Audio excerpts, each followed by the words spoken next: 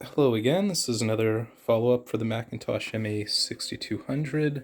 So I did a little bit more work, replaced the capacitors on both boards, which were a little mismatched, replaced the input stage on the right channel so it would match the left channel, and I gave it a listen. It sounds a little bit better. I'm going to turn the volume down, we'll take some measurements again. So I have 1 kilohertz coming into the auxiliary 1 input. The yellow trace is the left channel, the red trace is the right channel. Let me turn the volume up till we see the signal. Okay, I'm going to keep going. I'm going one step at a time. It's nice because you probably only see the yellow. Let me just remove the yellow.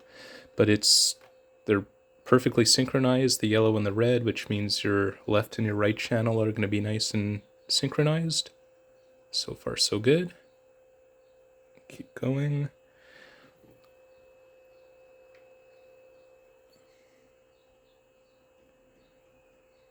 And I'm just going to demonstrate. So this is the output sine wave, what it looks like. You want it to be identical to the sine wave coming in. These are the average amplitudes where it says VK. So you can see the average for red. It's at 2.46 volts and yellow at 2.5. I'm going to keep going.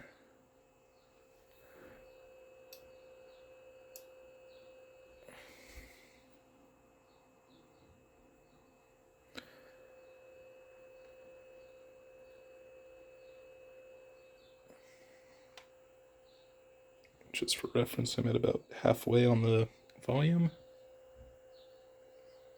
11 volts, 14, 18, 22. That's where it starts to clip around 27. So, okay, that's nice. They're nice and even. I'm going to check the distortion again on each channel.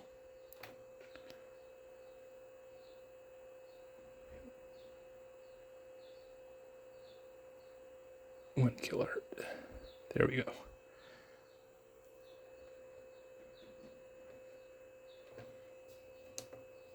So this is channel 2. Channel 2 is yellow. This is the left channel. I'm going to swap it to channel 1 to compare.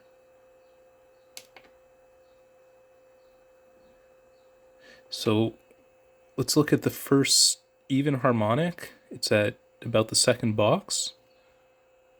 It's starting to get warm. I don't want I don't want this to overheat because it's putting out a lot of power right now. And let's swap the channels. You can see it's doing about the same thing. Now let's look at the first odd harmonic. Same thing, it's hovering just above and below the second box. You can see about the same thing. So fundamental, second, third, fourth. This is the fifth harmonic here. And you can see it's going up to almost the third box. And on channel 2, it's pretty much behaving the same way. I'm just going to turn this down. I really don't want to cook anything.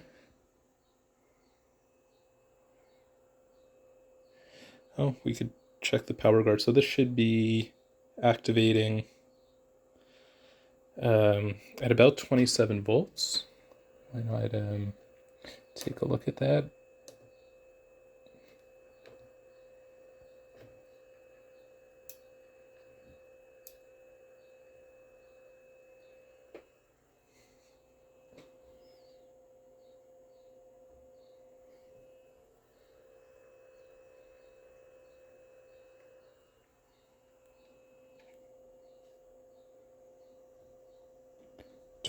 It's still green. And yeah, you can see they both activated right there.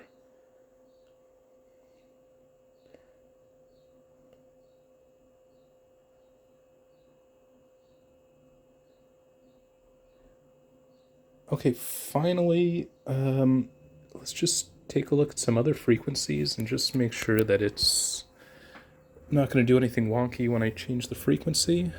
So let's see, I'll start by turning it up.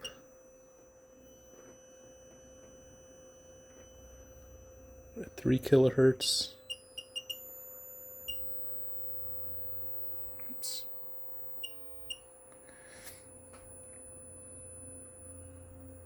At 10 kilohertz.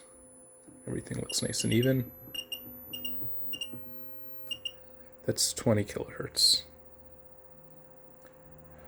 Yeah, I'll go past it just to see, because I'm curious if it's going to start to cut out.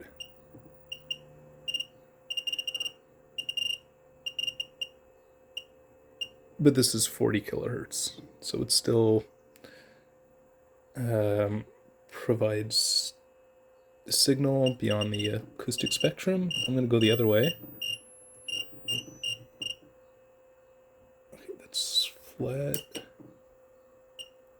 This is 0.1 kilohertz. This is 100 hertz.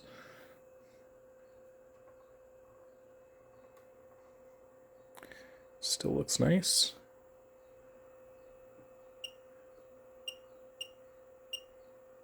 Okay, I'm going to bring it all the way down.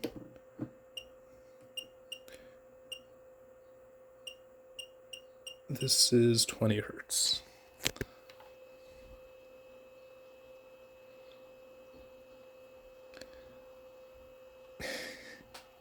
And you can see it's slow,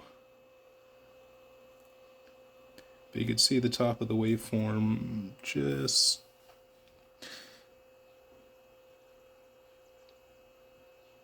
slowly doesn't respond as well at those frequencies, but that's very normal. I'm just going to boost it up to 30 hertz just to see the difference.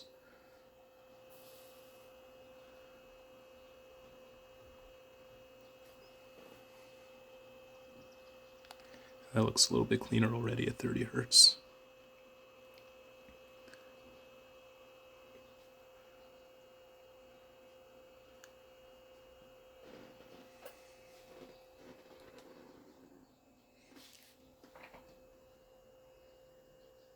It's warm, it's not like super hot, which isn't bad for 18.